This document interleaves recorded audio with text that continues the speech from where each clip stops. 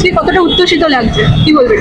খুবই আনন্দিত লাগছে, উচ্ছ্বসিত লাগছে এই কারণেই যে এবার সরকার হিন্দুদের সরকার, রাষ্ট্রবাদীদের সরকার বাংলায় প্রতিষ্ঠিত হয়েছে।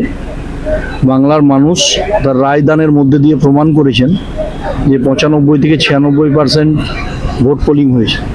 এই ভোট পোলিংয়ের মধ্যে দিয়ে তৃণমূলের পাতাল প্রবেশ ঘটেছে। তৃণমূল কংগ্রেস বাংলা থেকে সমূলে উৎপাটিত হয়েছে।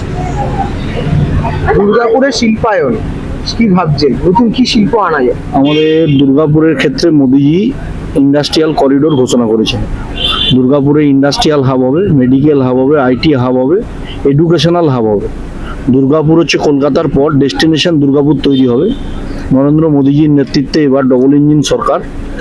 দিল্লিতে হচ্ছে নরেন্দ্র মোদিজির গ্যারান্টি, বাংলায় মুখ্যমন্ত্রী শুভেন্দু অধিকারীর গ্যারান্টি। দুইয়ের সমন্বয়ে যে ডবল ইঞ্জিন সরকার, এই সরকার এবার কলকাতার পর ডেস্টিনেশন দুর্গাপুর এই কারণে তৈরি হবে।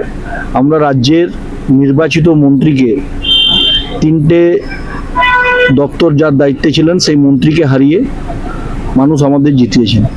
তো মানুষের এক্সপেকটেশন হাই, সেটাকে প্রত্যাশাকে পূরণ করাই হবে আমাদের প্রধান লক্ষ্য। প্রাক্তন মুখ্যমন্ত্রী বলছে বাংলায় বুলডোজার চলছে, কি বলবেন? চলো, তো খুব স্বাভাবিক আছে, এখনো কিছু শুরু হয়নি।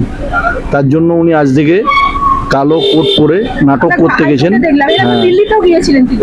উনি এরকম নাটক মাঝে মাঝেই করেন। বাংলার মানুষ ওনাকে শিল্পী, সাহিত্যিক, বুদ্ধিজীবী, লেখক এবং উনি সব ঘটনায় পারদর্শী। নাটকে একজন মহিলাকে বাংলার মানুষ দেখেছেন, এবার আর নাটক বিশ্বাস করছেন না। তাহলে কি নতুন পেশা ভেবে নিলেন এটা?